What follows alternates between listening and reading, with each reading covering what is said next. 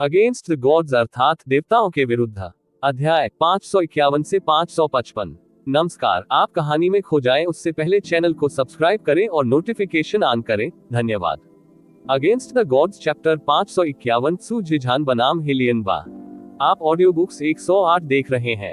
धोखेबाजों से सावधान रहें। अध्याय 551 सू झिझान बनाम हेलियन बा। सू झिझान ने बाईजी को हराया था, ये निष्कर्ष बिल्कुल भी अप्रत्याशित नहीं था।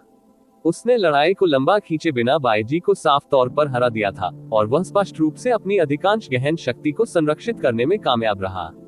वह अखाड़े के बीच में खड़ा हो गया और पूर्वी विंग की सीटों को देखने लगा। किसी प्रतिनिधि के सामने आने का इंतजार किए बिना उसने अपनी तलवार उठाई, सीधे हेलियन कबीले के बीच बैठे किसी व्यक्ति पर तान दी और स्पष्ट और घमंडी आवाज में कहा, हेलियन बा, क्या आप मैच के लिए बाहर आने की हिम्मत करते हैं? इस प्रतियोगिता के शुरू होने के बाद ये पहली बार था कि किसी ने किसी प्रतिद्वंद्वी को सीधे चुनौती दी थी, और जिसे सू झिझान ने चुनौती दी थी वह वास्तव में दूसरा व्यक्ति था जिसे 12 परिवारों की युवा पीढ़ी में सबसे मजबूत हेलियन बा भी कहा जाता था। सू झिझान बेहद स्पष्ट थे कि इस प्रतियोगिता में जिस पक्ष का उन्होंने प्रतिनिधित्व किया था उसे निस्संदेह करारी हार का सामना करना पड़ेगा, और अपना कुछ गौरव वापस पाने के लिए सबसे अच्छा तरीका ये था कि शीर्ष पर प्रभुत्व के लिए उसके साथ प्रतिस्पर्धा करने वाले हेलियन बा को हरा दिया जाए और स्पष्ट रूप से नंबर 1 के खिताब पर अपना दावा ठोक दिया जाए। उपस्थित सभी लोगों की आशा भरी निगाहों के तहत और एक प्रतिद्वंद्वी द्वारा चुनौती दी जा रही थी जो प्रसिद्धि और क्षमता दोनों में उनके बराबर था। हेलियन बा के लिए इस अवसर पर आगे बढ़ना स्वाभाविक था, क्योंकि न चाहते हुए भी उससे ऐसा करना होगा, वरना पूरी दुनिया सोचेगी कि वह सू झिझान से डरता है। वह बिना किसी हिचकिचाहट के उठ खड़ा हुआ, सू झिझान के सामने उड़ गया और उसे ठंडी मुस्कान के साथ बधाई दी। सू झिझान, ऐसा लगता है कि आप इस प्रतियोगिता को तेजी से निष्कर्ष पर लाना चाहते हैं ताकि आप वापस अपने पास आ सके, अपने पैरों के बीच अपनी पूंछ रखकर बैठे। अगर ऐसा है तो मैं निश्चित तौर पर आपको निराश नहीं करूंगा। जो हाथापाई करने वाला है वह आप है। सू झिझान ने ठंडे स्वर में हस्तक्षेप किया। हाँ, हेलियन बा ने मुस्कुराते हुए कहा, केवल एक चीज जो प्रभावशाली है वह आपके शब्द हैं। आप दयनीय हारे हुए व्यक्ति हैं। ये सोचना कि आप वास्तव में मेरे जैसे ही प्रसिद्ध हैं, हेलियन बा। धिक्कार है मुझ पर। आपने अभी अभी बाईजी के साथ एक मैच लड़ा है, इसलिए आपने निश्चित रूप से अपना परिश्रम किया है, भले ही ये थोड़ा सा ही क्यों ना हो। टीएस, चिंता मत करो, मैं हेलियन बा किसी भी तरह से आपका फायदा नहीं उठाऊंगा। मैं तुम्हें ठीक होने के लिए 15 मिनट का समय दूंगा, क्योंकि मैं नहीं चाहता कि कोई तुम पर मेरी जीत पर संदेह करे, क्योंकि सच्चा केवल एक ही हो सकता है। नंबर 1, कोई जरूरत नहीं है। सू झिझान की निगाहें ठंडी हो गईं और उसने तिरस्कारपूर्ण भौंकते हुए कहा, बराबर। शायद मैं अतीत में अब भी इसे स्वीकार कर सकता था, लेकिन अभी आप योग्य नहीं है। सू झिझान, मेरी तुलना तुम जैसे कृतघ्न और गद्दार से करना यह अपमान का सबसे बड़ा रूप है। तुम जैसे साधारण आदमी को हराने के लिए मुझे आराम की आवश्यकता क्यों होगी? सू झियांगनान हमेशा ईमानदार और सिद्धांतवादी थे। भले ही उनका बेटा अहंकार से भरा हुआ था, लेकिन इस बिंदु पर उसे अपने पिता के गुण पूरी तरह से विरासत में मिले थे। वह 7 महान परिवारों और विभिन्न ड्यूक महलों के विश्वासघात पर अत्यधिक घृणा से भर गया था। हेलियन बा का चेहरा तुरंत काला पड़ गया और उन्होंने कहा, मैं मूल रूप से आपको कुछ छूट देना चाहता था, लेकिन आपने इसकी मांग की। सू झिझान ने ठंडी खर्राटे भरी और आगे बोलने की जहमत नहीं उठाई। उसने अपनी तलवार पर पकड़ मजबूत की और बर्फ जैसी ठंडी दृष्टि से धीरे धीरे आगे बढ़ा। जैसे ही हवा का झोंका तेजी से उसके चारों ओर घूमने लगा, उसके शरीर से तलवार का तेज बल निकलने लगा। उसके हर कदम के साथ तेज हवाएं तेज हो गईं, क्योंकि उसकी तलवार की ताकत और अधिक असीमित हो गई। उसके 10 कदम चलने के बाद तलवार की अनगिनत परछाइयां भीषण तूफान के बीच नाचने लगी। ये सू परिवार का स्टेलर विंड स्वॉर्ड डोमेन है। यो क्विंगहोंग ने यूचे को समझाया, ये सू परिवार के डिवाइन विंड स्वॉर्ड डोमेन का अंतिम रूप है। ये तलवार के बल के साथ तेज हवाओं को जोड़ता है और इसकी मारक क्षमता बेहद मजबूत है। एक बार जब कमजोरों को इस क्षेत्र में खींच लिया जाएगा तो वे छोटे छोटे टुकड़ों में टूट जाएंगे। यदि सू झिझान अपने स्टेलर विंड स्वॉर्ड डोमेन को सीधे बल्ले से प्रदर्शित करने जा रहा है, तो इसका मतलब है कि उसने हर संभव प्रयास करने का संकल्प लिया है। गड़गड़ाहट की गड़गड़ाहट के साथ हेलियन बा के हाथ में एक जेट काली तलवार दिखाई दी। पूरे काले ब्लेड पर बिजली कड़कने लगी, क्योंकि जेट काली बिजली का एक क्षेत्र धीरे धीरे आगे की ओर विकीर्ण होने लगा उसके शरीर से। लेकिन इससे पहले कि यह डोमेन पूरी तरह से बन पाता, हवा का एक झोंका उसके चेहरे पर आया और सू झिझान बिजली की चमक की तरह तेजी से आगे बढ़ गया। दोनों तलवारें हवा में टकरा गई क्योंकि दोनों डोमेन भी तुरंत एक साथ टकराए और एक दूसरे से टकरा गए। धमाके धमाके, उछाल उछाल उछाल। पलक झपकते ही दोनों पर दर्जनों वार हो चुके थे। सू झिजान की तलवार के वार से हवा भर गई और ऐसा लग रहा था जैसे तारों की एक पूरी आकाशगंगा पृथ्वी पर गिर रही हो, जबकि हेलियन बा की काली तलवार एक उग्र बार ड्रैगन की तरह घूम रही थी। दो शक्तिशाली डोमेन पागल जानवरों की जोड़ी की तरह एक दूसरे को फाड़ रहे हैं, जो एक दूसरे को फाड़ने और निगलने के लिए संघर्ष कर रहे हैं। सू झिजान और हेलियन बा के बीच मैच जल्दी ही उबलते बिंदु पर पहुंच गया था। दोनों प्रतियोगियों की गहरी ताकत भी तेजी से बढ़ने लगी क्योंकि वे भयंकर लड़ाई में लगे हुए थे। अपने शुरुआती जांच हमलों को पूरा करने के बाद धीरे धीरे चरम स्तर पर पहुंच गए। जैसे ही हवा चली और गड़गड़ाहट हुई, मैच पहले ही सैकड़ों राउंड से गुजर चुका था क्योंकि सू झिजान और हेलियन बा दोनों एक पागल और उन्मत्त लड़ाई में एक साथ बंद थे, लेकिन कोई भी दूसरे पर हावी नहीं हो सका। उनके डोमेन एक ही समय में सिकुड़ते और विस्तारित होते रहे, जबकि तलवार की ऊर्जा जंगली आंधियां और सर पर दौड़ती बिजली अखाड़े से परे भी फैल गई थी। यदि यह शक्तिशाली परिवारों और ड्यूक पैलेसों के लिए नहीं होता, जिन्होंने अखाड़े के चारों ओर एक अवरोध बनाने के लिए अपनी गहन शक्ति का उपयोग किया होता, तो पूरा महान हॉल तलवार की ऊर्जा, हवा और बिजली के द्रव्यमान द्वारा निगल लिया गया होता। कैसे, कितने शक्तिशाली, क्या वे वास्तव में युवा पीढ़ी का हिस्सा हैं? कुछ युवा जो पहली बार डेमन इंपीरियल सिटी का दौरा कर रहे थे, वे लंबे समय तक असंवेदनशील हो गए थे। इस 100 साल के शासनकाल समारोह में भाग लेने के लिए अर्हता प्राप्त करने में सक्षम होने का स्वाभाविक रूप से मतलब था कि वे अपने स्वयं के क्षेत्रों में सर्वश्रेष्ठ में से सर्वश्रेष्ठ थे। लेकिन उनके सामने हुई लड़ाई ने उनके पहले के अहंकार या आत्मविश्वास को पूरी तरह से ध्वस्त कर दिया। भले ही वे हमेशा से जानते थे कि डेमन इंपीरियल सिटी के पास पूरे इल्यूसरी डेमन दायरे में उच्चतम स्तर की गहन शक्ति है, उन्होंने कभी सपने में भी नहीं सोचा था कि अंतर वास्तव में इतना बड़ा होगा। ये दोनों स्पष्ट रूप से बाकियों की तरह ही उम्र के थे, लेकिन जब उन सभी ने अपनी क्षमता की तुलना उन दोनों से की, तो ये सचमुच आकाश और पृथ्वी के बीच का अंतर था। यहाँ तक कि उनके सबसे सम्मानित और प्रशंसित वरिष्ठों के पास भी इस प्रकार की ताकत नहीं थी। यह 12 अभिभावक परिवारों की असली ताकत है, एक बूढ़े अभ्यासी ने प्रशंसा में गहरी आह भरते हुए कहा। अभिभावक परिवारों के भीतर 30 साल से पहले अधिपति बनना न्यूनतम मानक है। जहां से हम आते हैं, वहां एक सम्राट होने में सक्षम होना एक ऐसी चीज है जो हमारे आसपास के सभी लोगों की प्रशंसा हासिल करेगी और 1000 साल की महिमा के योग्य है। लेकिन 12 संरक्षक परिवारों में एक सम्राट एक बुजुर्ग होने के लिए आवश्यक योग्यताओं में से एक है। विशेष रूप से 100 साल पहले का यून परिवार। केवल उच्च स्तरीय राजाओं की गिनती करें जो कम से कम संप्रभु गहन क्षेत्र के 7वें स्तर पर थे, वहां पहले से ही पूरे 11 लोग थे। इन शब्दों पर ये सभी युवा बस हक्के बक्के रह गए और बहुत देर तक किसी ने एक शब्द भी नहीं बोला। सू झिजान की तलवार बहती हुई रोशनी की तरह तेज थी और तेज हवा की तलवार की किरणें मूसलाधार बारिश की तरह गिर रही थीं। इसकी तुलना में हेलियन बा की तलवार धीमी थी, लेकिन वह बेहद मजबूत और क्रूर थी। हेलियन बा की तलवार का हर वार कई तलवार की पुंजों को चकनाचूर करने के लिए पर्याप्त था, जिसे सू झिजान ने बाहर निकाला। सू झिजान का चेहरा शुरू से अंत तक शांत और जमे हुए था, लेकिन हेलियन बा का चेहरा अधिक से अधिक विकृत हो गया, क्योंकि उसके सामने जो सू झिजान था वह व्यावहारिक रूप से एक पागल आदमी था। उसकी हर चाल और हर वार ऐसा लग रहा था जैसे वह किसी कट्टर दुश्मन पर निशाना साध रहा हो, जिस पर उसके खून का बहुत बड़ा कर्ज बकाया है। उनकी गहन ऊर्जा का 90% हिस्सा आक्रमण पर केंद्रित था और केवल 10% का उपयोग रक्षा के लिए किया जाना था।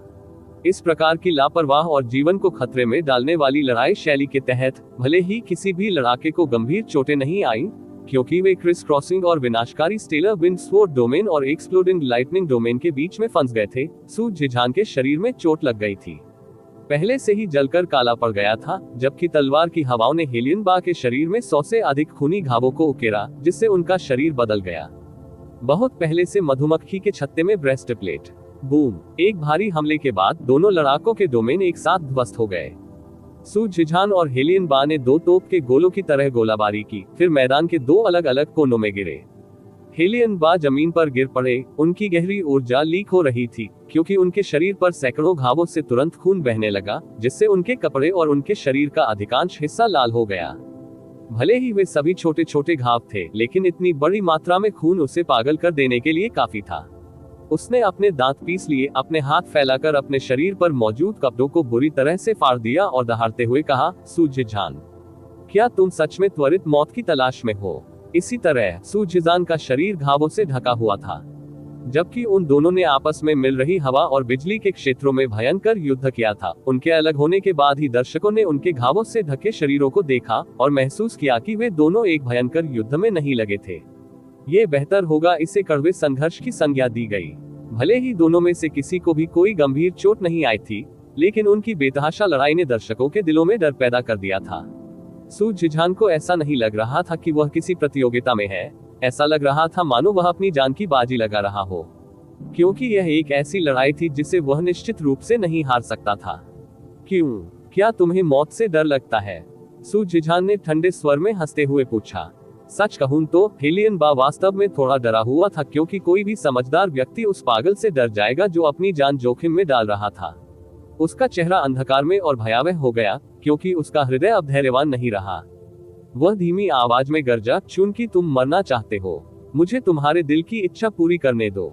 जैसे ही उसकी आवाज गिरी, हेलियन बा ने अपनी तलवार दोनों हाथों से पकड़ ली। जैसे ही बिजली उसके चारों ओर घूमने लगी, काली तलवार तुरंत गड़गड़ाने लगी। एक पल में काली तलवार के आसपास का स्थान अचानक विकृत होने लगा, और यहाँ तक कि हेलियन बा भी इस भयंकर विकृत स्थान में फंस गए, क्योंकि विकृत स्थान की भयानक लहरें हर दिशा में बढ़ रही थी। इस तलवार से निकलने वाली आभा से बड़े हॉल में मौजूद प्रत्येक व्यक्ति का रंग हल्का सा बदल गया। सू जिझान, क्या तुमने सच में सोचा था कि मेरे साथ साथ तुम्हें भी सबसे मजबूत कहलाने का अधिकार है? हेलियन बा का शरीर भी विकृत हो गया था, क्योंकि उसके चारों ओर अंतरिक्ष तरंगित हो गया था।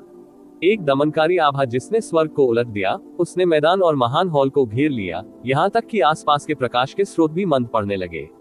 उसने अपना लाइटनिंग डोमेन जारी नहीं किया, केवल बिजली की एक हल्की आभा ने उसकी तलवार के शरीर को ढक दिया, लेकिन गड़गड़ाहट की गगनभेदी ध्वनि, जो कहीं से भी आती हुई लग रही थी, पूरे महान हॉल में गूंज उठी। स्वर्ग ने हमारे 9 सिर वाले दानव सांप कबीले को एक मजबूत गहन रोशनी प्रदान की है, और एक चट्टान जैसा ठोस शरीर जिसकी तुलना तुम इंसान कभी नहीं कर सकते।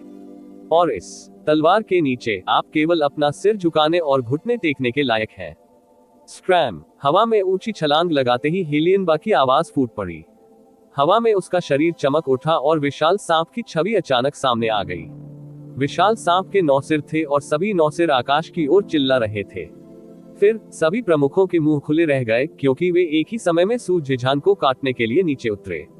अगले ही पल में ये 9 सांप के सिर अचानक गायब हो गए और 9 हेलियन बा में बदल गए, जिन्होंने एक साथ अपनी तलवारें सू जिझान की ओर उछाल दी। नीदरलैंड लाइटनिंग सम्राट / हेलियन बा वास्तव में इस चाल का उपयोग कर सकता है, और सबसे बढ़कर ये संपूर्ण नीदरलैंड लाइटनिंग सम्राट / है। यान परिवार के संरक्षक यान जिजिंग अचानक उठ खड़े हुए और चिंतित स्वर में कहा, यह कोई ऐसा हमला नहीं था जिसे तानाशाह गहरे दायरे के छठे स्तर पर अंजाम दिया जा सके। सू जिझान अब वास्तविक खतरे में है।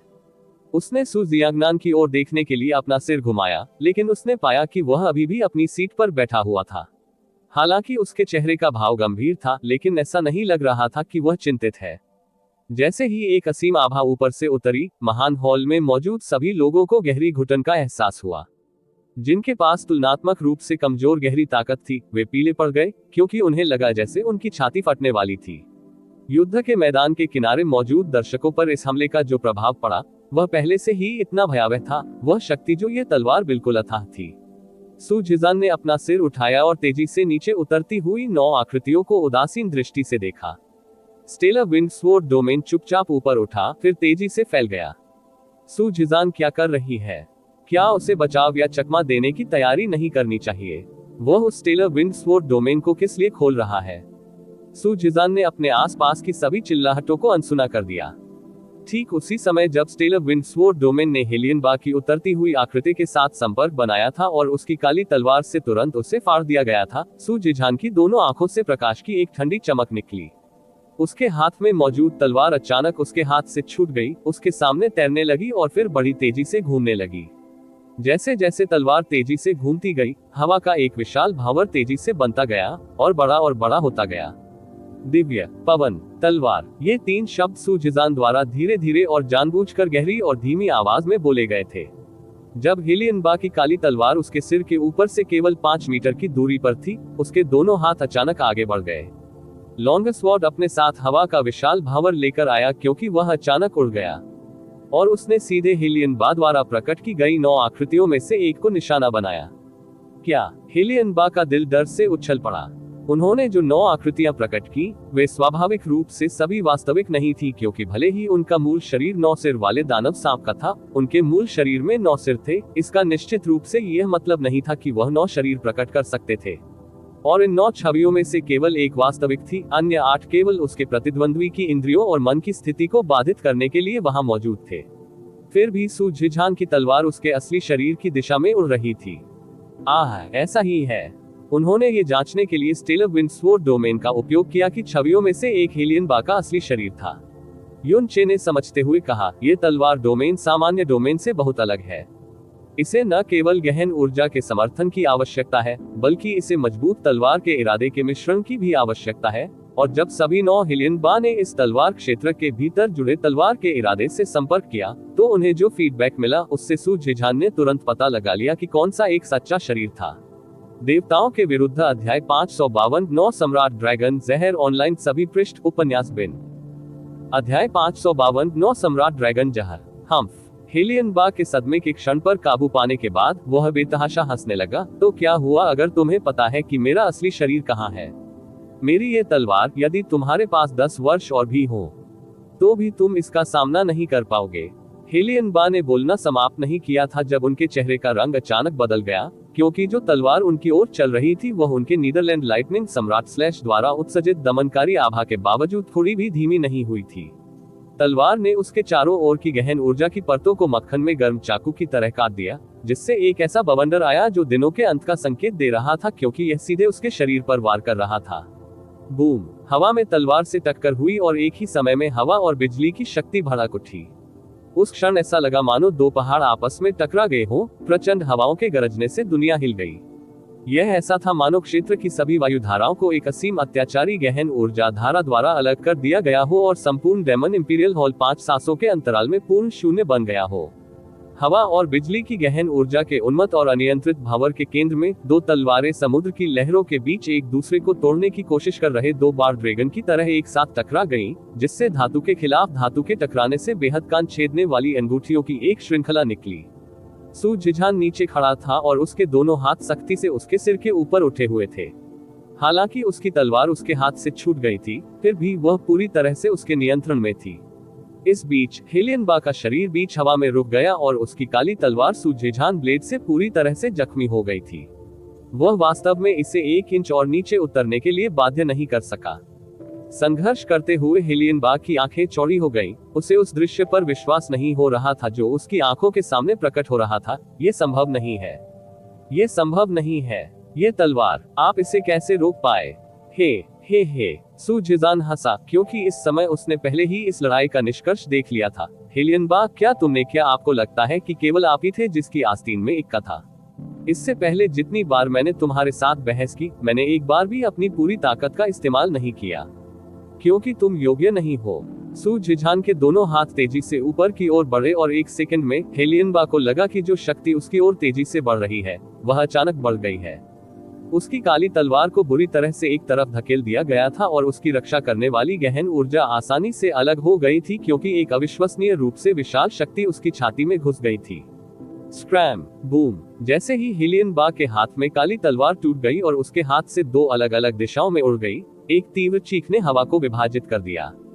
इस बीच हेलियन बा का शरीर एक पतंग की तरह गिर गया, जिसकी डोर कट गई और पश्चिम विंड की ओर उड़ गई। इसके बावजूद भयानक बवंडर ले जाने वाली तलवार ने उसका पीछा करना जारी नहीं रखा, बल्कि ऊपर की ओर गोली चलाई, जिससे नीचे उतरने और सू झिझान के सामने गिरने से पहले हवा में एक विशाल चाप बना। तलवार के चारों ओर की हवा भी लगभग पूरी तरह खत्म हो गई थी।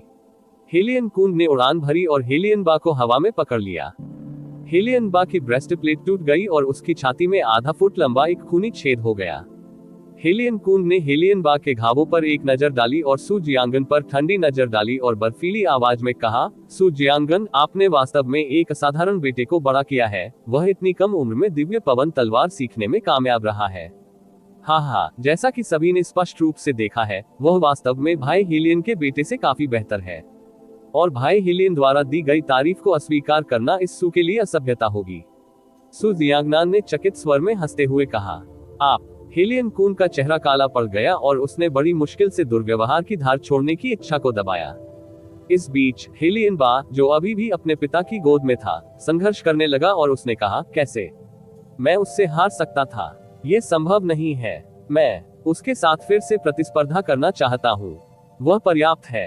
हेलियन कून धीमी आवाज में चिल्लाया, आपकी तकनीक स्तरीय नहीं थी, इसलिए आपका नुकसान बिल्कुल भी अनुचित नहीं था। ये स्पष्ट कर दिया गया है कि सू झिजान हमेशा अपनी ताकत का एक हिस्सा छुपाता रहा है, इसलिए यदि आप उससे 10 बार भी लड़ेंगे तो भी आप हारेंगे। आइए उन्हें इस जीत से आत्मसंतुष्ट होने दें। आखिरकार यह आखिरी चीज है जिससे वे प्रसन्न हो सकेंगे। पहली बार वेस्ट विंग में तालियां गूंजी।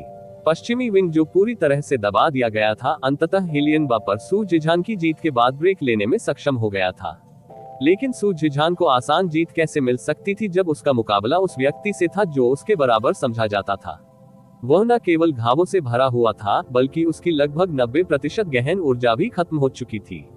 जैसे ही बाकियों की ओर से जयकारे गूंजने लगे, वह जमीन पर आधा घुटनों के बल बैठ गया और जयकारे कम होने के बाद ही वह धीरे से उठा और अपनी प्रिय तलवार को एक बार फिर उठा लिया। अगला कौन है? सू झिजान के हाथ में पकड़ी गई तलवार हल्की हल्की कांपने लगी। यह उन मांसपेशियों की प्रतिक्रिया थी जो बेहद भारी तनाव से गुजरी थी। हालांकि सू झिजान की आवाज अभी भी लगातार गूंज रही थी और उसकी प्रभावशाली आभा जरा भी कमजोर नहीं हुई। हेलियन बा ने अपने सीने पर लगे घाव को ढक लिया और उसकी नजर सीधे जिउफेंग यू पर पड़ी, जो जिउफेंग परिवार के बीच में बैठा था। उसकी नजर को नोटिस करने के बाद जिउफेंग यू ने तुरंत उस पर नजर डाली, क्योंकि एक बार जब वह हेलियन बा की आंखों से मिला था तो उसे पूरी समझ आ गई थी। हेलियन बा के अत्यधिक क्रोध और कड़वाहट ने स्पष्ट रूप से उससे एक ही संदेश दिया था, मेरा बदला लो। उसे अपंग बनाकर जिउफेंग यू खड़ा हुआ और मैदान में कूद पड़ा। वह सू झिजान के सामने खड़ा हुआ और प्रसन्न स्वर में कहा, जिउफेंग परिवार का जिउफेंग यू यहाँ है, मुझे उम्मीद है कि भाई सू मुझे कुछ सुझाव देंगे।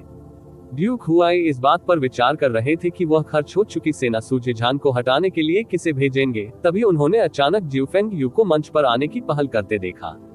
उसकी आंखें सिकुड़ गईं और उसके गले में एक आनंदपूर्ण हंसी चुपचाप उठी। जिउफेंग यू को मंच पर आते देख सू जियांगनान, जो उस समय पूरी तरह से शांत था जब सू झिजान हेलियन बा से जूझ रहा था, अचानक खड़ा हो गया क्योंकि उसकी भौहें जोर से तन गईं। उसने तेजी से एक संदेश भेजा, झिजान सावधान रहो। जिउफेंग यू की गहन ताकत बहुत अधिक नहीं थी क्योंकि वह केवल पर थातानाशाह गहन क्षेत्र स्तर 4। लेकिन जिउफेंग कबीले के बारे में वास्तव में भयानक बात यह थी कि उनके परिवार की गहन कला एक भयानक जहर कला थी और उनका मूल रूप 9 सिर वाले जहर ड्रैगन का था। इस जिउफेंग यू के पास जन्म से ही ड्रैगन जहर का एक अत्यंत दुर्लभ रूप था, 9 एम्परर वेनम बॉडी, जो कि हर 4000 वर्षों में केवल एक बार जिउफेंग कबीले में दिखाई देता था।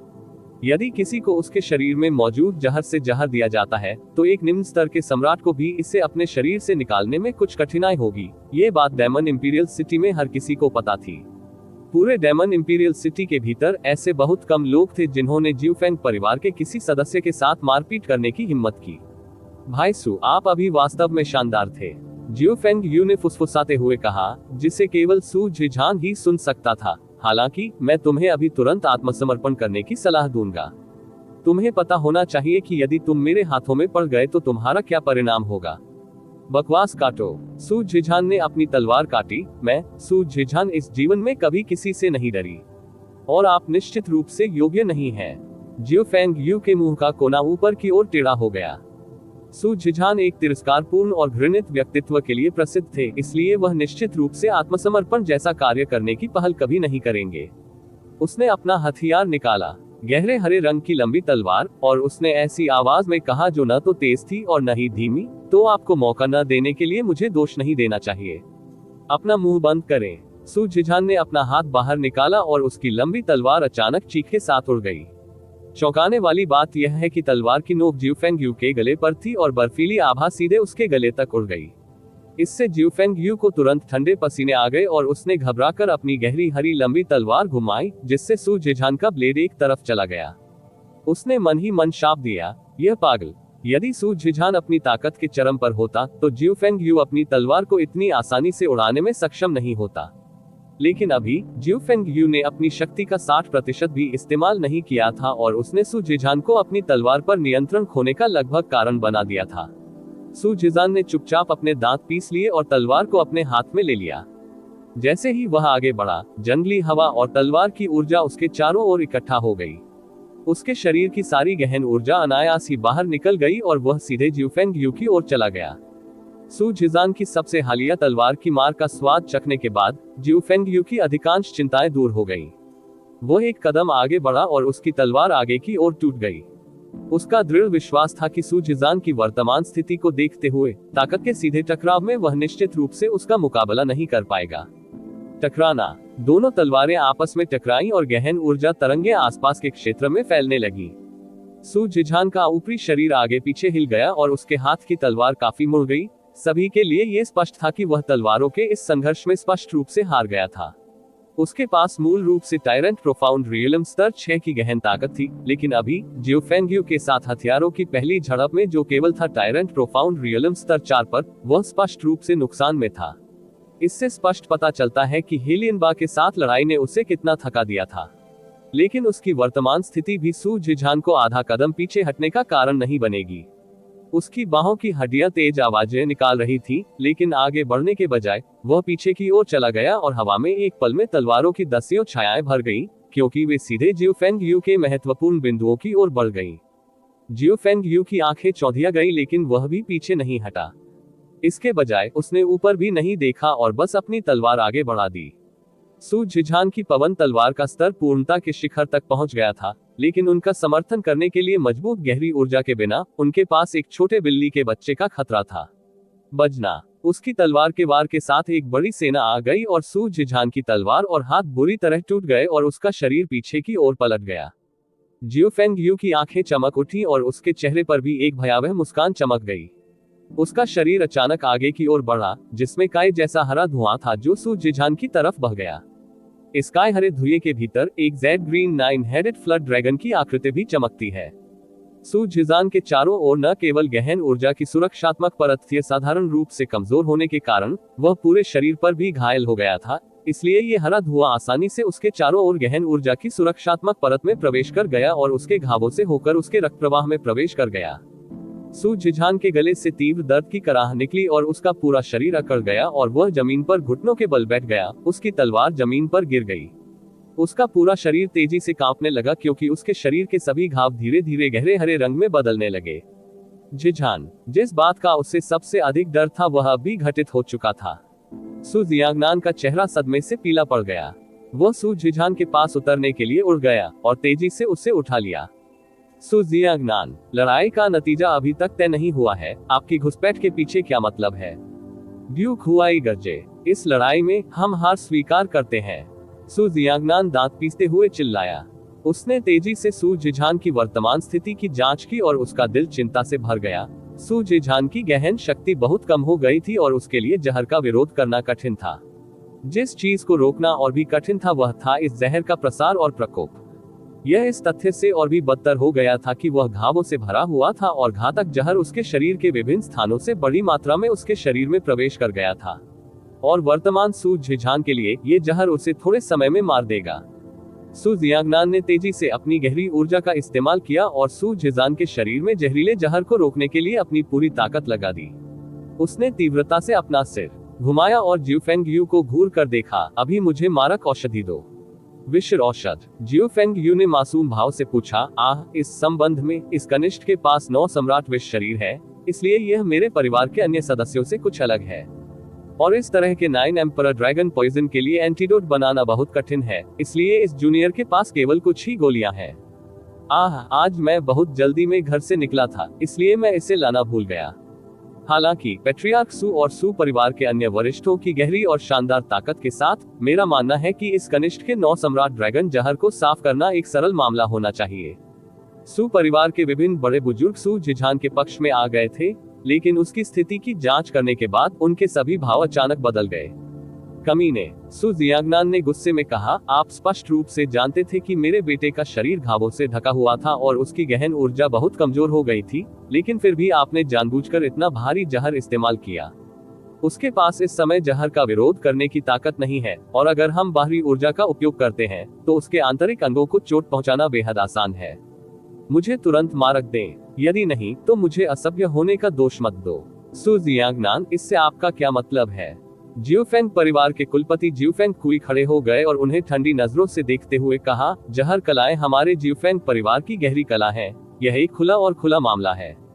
मेरे बेटे ने हमारे परिवार की गहन कला से, ईमानदारी से और सीधे तरीके से उसे हरा दिया। आपके बेटे के रवैये को देखते हुए वह अपनी हीनता के लिए केवल खुद को ही दोषी ठहरा सकता है। मुझे यह मत बताएं कि युद्ध के बीच में जब आप अपने नश्वर शत्रु से लड़ रहे हैं तो आप वास्तव में आशा करेंगे कि वह आपको मारक देगा। जियोफेंग कुई, आप। सु जियांगनान क्रोध से भर गया था, लेकिन मारक दूसरे पक्ष के हाथ में था, इसलिए वह बेहद क्रोधित था। फिर भी उसने अपने शब्दों में बहुत उग्र होने की हिम्मत नहीं की। उसने एक बड़ी सांस ली और वह छोटी दानव महारानी की ओर मुड़ा। यदि लिटिल डेमन महारानी ने हस्तक्षेप किया तो जियोफेंग परिवार निश्चित रूप से मारक को रोकने की हिम्मत नहीं करेगा, लेकिन इससे उसका अपना पक्ष भी निष्क्रियता में फंस जाएगा। इस समय यू चे तेजी से आगे बढ़ा और वह सु जिझान के पास पहुंच गया। उसने जल्दी से एक पीली पीली दवा की गोली निकाली और सु जिझान के मुंह में रख दी। इस गोली को तुरंत निगल लो, जल्दी करो।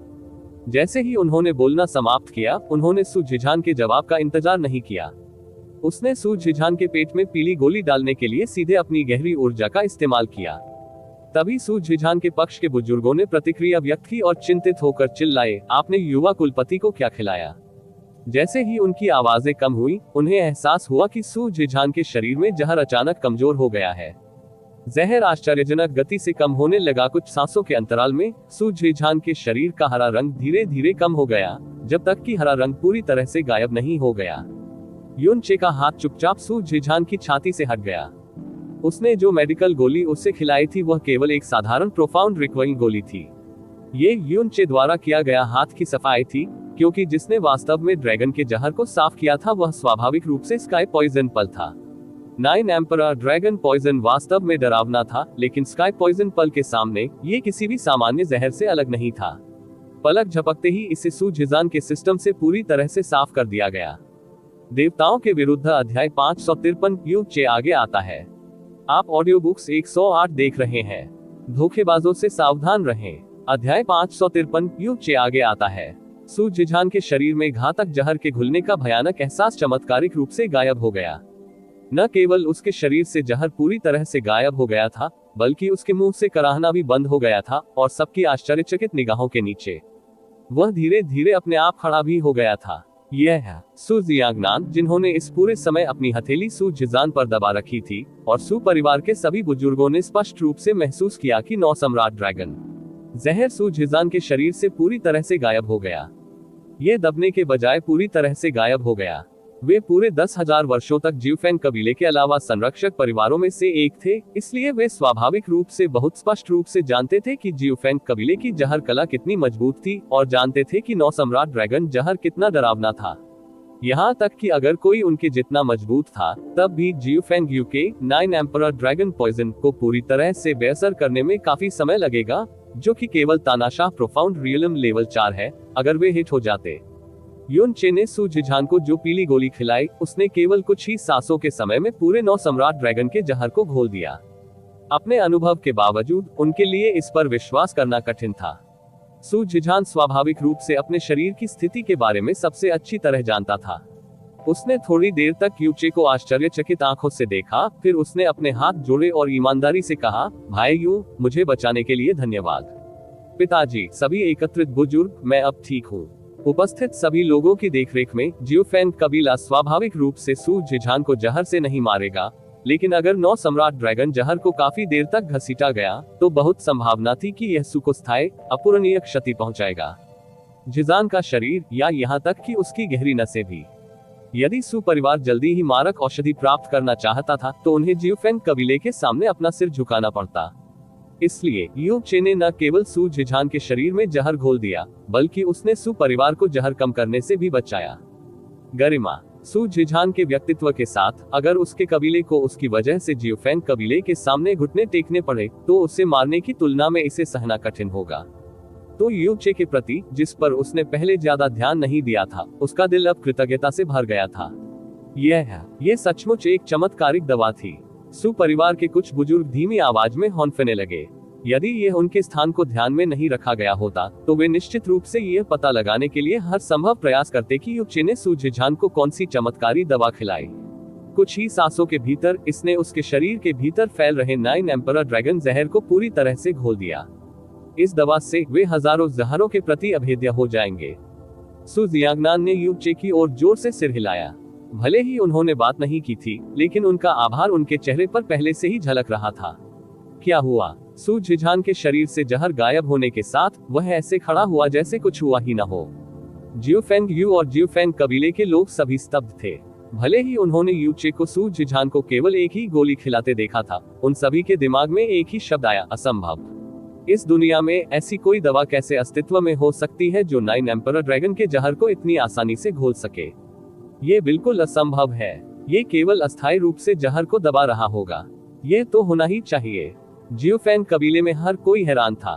वे बिल्कुल विश्वास नहीं करेंगे और यह बिल्कुल भी स्वीकार नहीं कर पाएंगे कि सु झिझान के शरीर का जहर वास्तव में एक ही गोली से इतनी आसानी से साफ हो गया था। यदि वास्तव में ऐसी कोई गोली होती तो क्या जहर नहीं होता? उनका वंश एक मजाक बन गया, बकवास बन गया। वह जहर अभी मैं सु झिझान इसे याद रखूंगा। सु झिझान ने जियोफेंग यू पर बुरी नजर डाली और सु जियांगनान की मदद से वह वापस सु परिवार की सीटों पर बैठ गया। लेकिन यू चे तुरंत नहीं गया। उसने जियोफेंग यू का सामना किया और बिना अभिव्यक्ति के कहा, जियोफेंग यू, जब सु झिझान ने आपसे आमने सामने लड़ाई की तो उसका पूरा शरीर पहले से ही घायल हो गया था और उसकी गहरी ताकत काफी कम हो गई थी। आप उसे आसानी से पीट सकते थे, तो फिर आपने जहर का इस्तेमाल क्यों किया? क्या आपके पूरे जियोफेंग कबीले में कपटी, भयावह लोग शामिल हैं? यू चे की ओर, जिसके शरीर से केवल एक आकाशीय आभा निकलती थी, जियोफेंग यू को उसकी ओर देखने में भी कोई दिलचस्पी नहीं थी। वह इल्यूसरी डेमन दायरे के एक प्रसिद्ध शीर्ष प्रतिभाशाली व्यक्ति और जियोफेंग कबीले के नंबर 1 थे। उनकी नजर में एकमात्र स्काई प्रोफाउंड क्षेत्र कचरा शब्द के लायक भी नहीं था। उसने अपना सिर झुकाया और आलस्य से पूछा, कैसी चीज हो तुम? आप जैसे बेकार व्यक्ति को यह सवाल करने का अधिकार कब था कि मैंने सु झिझान के खिलाफ कैसे लड़ाई लड़ी? ओह, आखिरकार मुझे याद आया, क्या आप ही वह व्यक्ति नहीं थे जिसने ड्यूक हुआई से बात की थी? वह निकम्मा गॉडसन जिसे पैट्रियार्क यू ने गोद लिया था। एमेन। क्या ये संभव है कि आप अगले दौर के लिए यून परिवार का प्रतिनिधित्व करने वाले व्यक्ति हो? हा। आखिरी वाक्य कहने के बाद जियोफेंग यू तुरंत हंस पड़ा। यून चे भी हंसे। आप सही है, मैं यून परिवार का प्रतिनिधित्व कर रहा हूँ, जो अब आपका प्रतिद्वंद्वी भी है। जियोफेंग यू की हंसी अचानक बंद हो गई और फिर वह एक बार फिर हंसने लगा। वो तब तक हंसता रहा जब तक कि वह आगे पीछे लड़खड़ाने नहीं लगा और लगभग उसकी सांसें थम गईं। तुम एक स्काई प्रोफाउंड दायरे का कूड़ा करकट का टुकड़ा यून परिवार का प्रतिनिधित्व करता है, मेरे प्रतिद्वंद्वी बने। हा। जियोफेंग यू ने पहले जो शब्द कहे थे वे सिर्फ शुद्ध मजाक थे। उन्होंने यह नहीं सोचा था कि यू परिवार किसी ऐसे व्यक्ति को भेजेगा जो केवल स्काई प्रोफाउंड दायरे में था, क्योंकि यह क्षेत्र स्टॉपगैप के रूप में सेवा करने के योग्य भी नहीं हो सकता था। उसे उम्मीद नहीं थी कि यून चे उसे आत्मविश्वासपूर्ण उत्तर देगा। ऐसा लगा जैसे उसने दुनिया का सबसे मजेदार चुटकुला सुना हो। पूर्वी विंग के लोग हंसते हंसते तुरंत जमीन पर गिर पड़े और हॉल के हर कोने से वही हंसी आ रही थी। पश्चिमी विंग बुरी तरह हार गया था और प्रतियोगिता पहले से ही समाप्त हो गई थी। सु झिझान के हारने के बाद उनके पास केवल एक आखिरी प्रतियोगी बचा था। यह प्रतियोगिता यू परिवार के कारण शुरू की गई थी और परिणाम ने यू परिवार के भाग्य का भी निर्धारण किया। इसलिए यू परिवार को किसी को बाहर भेजना ही होगा, चाहे कुछ भी हो। भले ही यू परिवार की युवा पीढ़ी गिर गई हो और भले ही यह निश्चित रूप से नुकसान होगा, यू परिवार ने दावा किया कि वे प्रतियोगिता हार सकते हैं, लेकिन वे अपनी नैतिकता और गति को कतई नहीं खो सकते थे। उन्हें अपनी युवा पीढ़ी में से सबसे मजबूत को जियोफेंग यू के खिलाफ पूरी ताकत से लड़ने के लिए भेजना चाहिए था। अगर वे हार भी गए तो भी हार नहीं मानेंगे, इससे कोई फर्क नहीं पड़ता। उन्हें किसी ऐसे व्यक्ति को प्रवेश नहीं देना चाहिए जो केवल स्काई प्रोफाउंड दायरे में था, कोई ऐसा व्यक्ति जो क्षेत्र में स्टॉपगैप के रूप में सेवा करने के योग्य भी नहीं था। यदि उन्होंने वास्तव में ऐसा किया तो क्या यून परिवार स्वयं को अपमानित नहीं कर रहा होगा? इसलिए सभी के हंसने के अलावा उन सभी ने सोचा कि यून चे ही निर्णय ले रहा था। हर किसी को अभी भी उसके पहले के सभी चौंकाने वाले आवेग, कार्य और शब्द स्पष्ट रूप से याद है। ये लड़का यहाँ कॉमेडी कर रहा है ना? जब उन्होंने पहले ड्यूक हुआई के खिलाफ बोला था तो मुझे लगा कि वह साहसी थे। पता चला कि वह आखिरकार एक क्रोधी व्यक्ति था। वह केवल आकाश गहन क्षेत्र में है। उसकी तुलना मुझसे भी नहीं की जा सकती, फिर भी वह यून परिवार का प्रतिनिधित्व करना चाहता है। क्या वह नहीं जानता कि यह यून परिवार का चेहरा खराब कर रहा है? मैं भी इसे नहीं देख सकता। अगर मैं होता तो शायद मैं फिर कभी किसी का सामना नहीं कर पाता। सम्मानित यू परिवार के मुखिया, वह ऐसे बेटे को कैसे गोद ले सकते थे? आह। सारी श्रोता हंसते हंसते लोटपोट हो गई। लिटिल डेमन महारानी की अर्धचंद्राकार भौहें कसकर बंद हो गईं। जैसे ही ड्यूक हुआई खड़े हुए और मुस्कुराते हुए बोले, यूचे, आप यून परिवार का प्रतिनिधित्व कर रहे हैं। एक धीमी हंसी सुनाई दी। क्या यह आपका निर्णय है या यून किंगहोंग का निर्णय? यून चे ने उत्तर नहीं दिया। यू किंगहोंग धीरे से उठे और ड्यूक हुआई की ओर देखा। जैसे ही सभी ने सोचा कि वह इसे पलटने जा रहा है, उसने धीरे से कहा, बेशक यह मेरा निर्णय है। हमारी तरफ से आखिरी व्यक्ति, और वह व्यक्ति जो हमारा प्रतिनिधित्व कर रहा है, वो परिवार यूचे है। क्या ड्यूक हुआई को कोई आपत्ति है? वाह, यह कोई आश्चर्य की बात नहीं थी कि जैसे ही यून क्विंगहोंग ने अपनी बात कही, पूरा हॉल आश्चर्यचकित रह गया। लगभग हर कोई हैरानी से घूर रहा था। उसके बाद सभी दिशाओं से और भी अधिक शोर आ रहा था। यून किंगहोंग को ये जानने के लिए सुनने की भी जरूरत नहीं थी कि वे वास्तव में क्या कह रहे थे। ये निश्चित रूप से ऐसी बातें थी जैसे यू क्विंगहोंग पागल हो गया होगा। लेकिन हर कोई ऐसा नहीं था। कुछ लोग मुंह फुला रहे थे, कुछ जोर जोर से हंस रहे थे, लेकिन ड्यूक हुआई नहीं हंस रहे थे, और 12 परिवारों के कई लोग भी गहरी सोच में थे। 12 परिवारों के बहुत से लोग जानते थे कि यूनचे ने जियो यून और नंबर 7 अंडरहेवन को बचाया था जब 3 महीने पहले उन पर शहर के बाहर हमला किया गया था। विशेष रूप से अंडरहेवन कबीला, हेलियन कबीला और ड्यूक हुआई के लोग।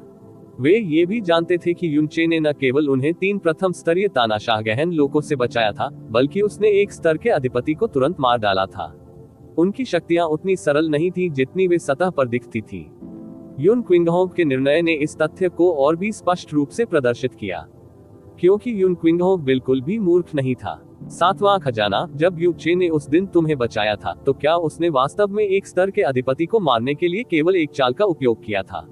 अंडरहेवन कबीले की सीटों पर अनपेरलेल्ड अंडरहेवन को नंबर 7 अंडरहेवन के साथ पुष्टि की गई। बेशक ये सच है। नंबर 7 अंडरहेवन ने निश्चितता के साथ सिर हिलाया। थर्ड अंकल, जब ये हुआ तो मैं वहां था। मैंने इसे अपनी आंखों से स्पष्ट रूप से देखा।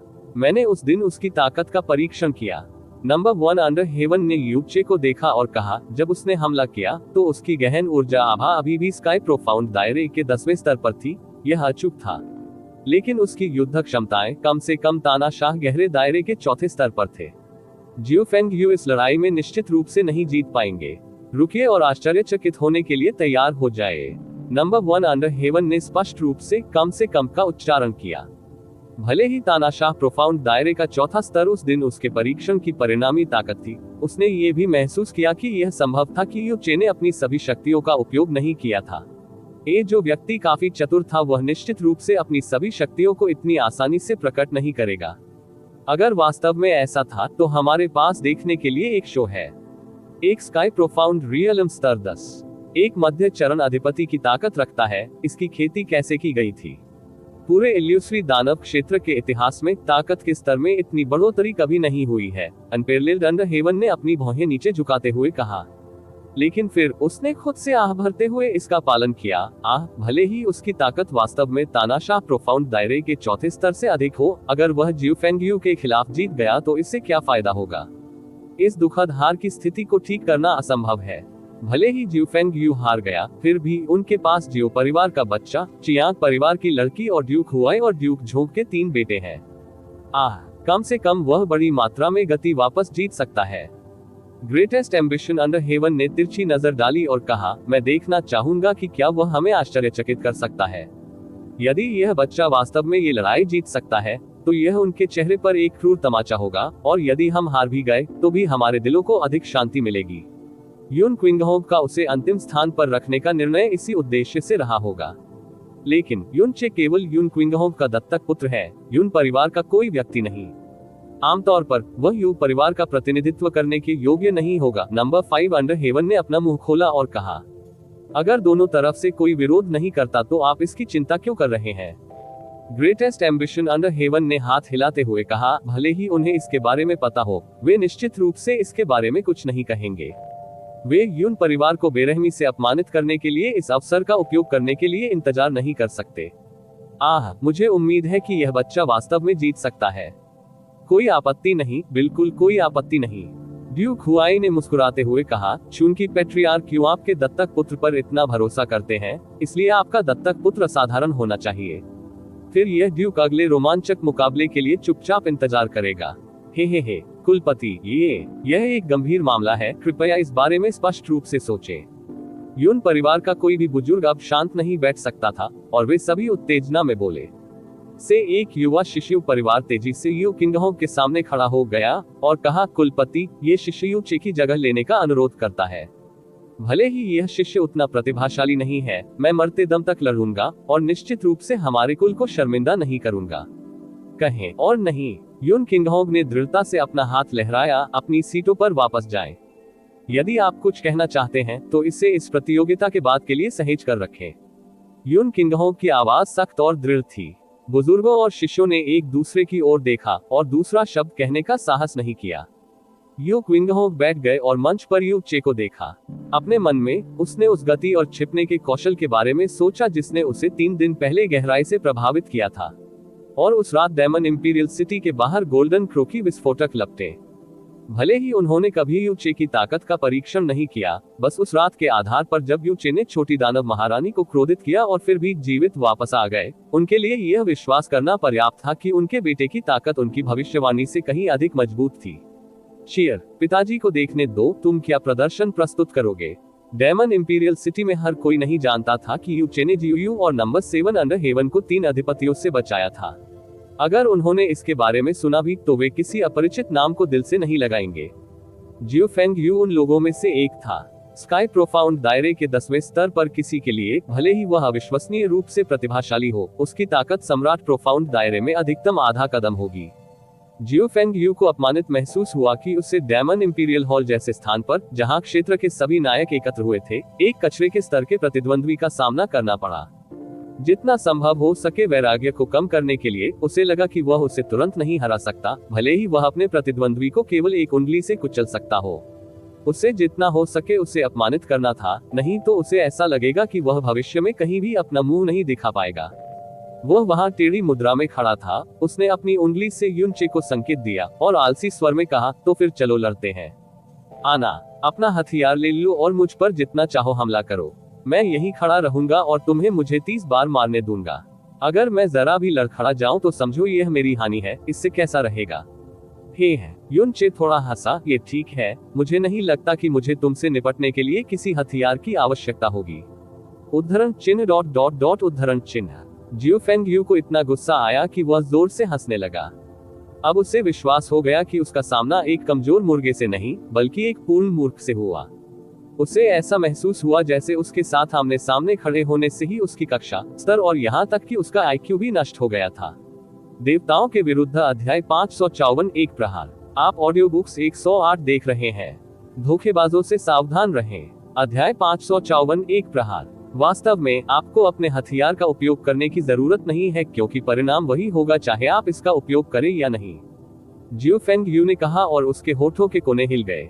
क्या आप वाकई बिना हिले डुले खड़े रहना चाहते हैं और मुझे आप पर 30 बार हमला करने देना चाहते हैं? यून चे ने एक पल के लिए अपनी कलाई घुमाए और उत्तेजक दृष्टि दिखाई। बहुत हो गया आपका कचरा। जियो फेंग यू अधीर होने लगा। तुम्हारे जैसे कचरे के लिए न केवल 30 चालें, भले ही मैं यहाँ खड़ा रहूं और तुम्हें मुझ पर 300 बार हमला करने दूं, तुम एक बाल भी बांका नहीं करोगे। वास्तव में यून चे का चेहरा पूरी तरह से चकित हो गया और उसने अपनी कलाई को और भी तेजी से घुमाया। फिर, मैं कोशिश करने जा रहा हूँ। जियो फेंग यू के शब्द अज्ञानता के कारण लापरवाही नहीं थे। आखिरकार स्काई प्रोफाउंड दायरे और एम्परर प्रोफाउंड दायरे के बीच एक बड़ा अंतर था, और तानाशाह प्रोफाउंड दायरे और सम्राट प्रोफाउंड दायरे के बीच के अंतर को एक प्राकृतिक हाई के रूप में माना जा सकता था। इसलिए स्काई प्रोफाउंड दायरे के साथ तानाशाह प्रोफाउंड दायरे के बीच तुलना पृथ्वी और स्वर्ग के बीच अंतर की तरह होगी। यदि कोई अधिपति लापरवाही से रक्षा के लिए थोड़ी गहरी ऊर्जा जारी कर दे, भले ही स्काई प्रोफाउंड दायरे में एक गहन अभ्यासी ने अपनी पूरी ताकत से हमला किया हो, वह अधिपति को रत्ती भर भी घायल नहीं कर पाएगा। स्काई प्रोफाउंड रियलम और तानाशाह प्रोफाउंड रियलम की तुलना अब स्तरों के अंतर से नहीं की जा सकती। ये बस दो अलग अलग दुनियाएं थी। इसलिए भले ही सभी ने सोचा कि जियोफांग यू लापरवाह और घमंडी था, उन लोगों के अलावा जो यू चे की वास्तविक युद्ध कौशल को जानते थे, किसी ने नहीं सोचा था कि जियोफांग यू लापरवाही से काम कर रहा था। युन चे आगे चला गया इत्मीनान से जिउ फेंग यू के सामने, और जब वह जिउ फेंग यू के सामने 3 कदम था तो उसने धीरे से अपना दाहिना हाथ ऊपर उठाया।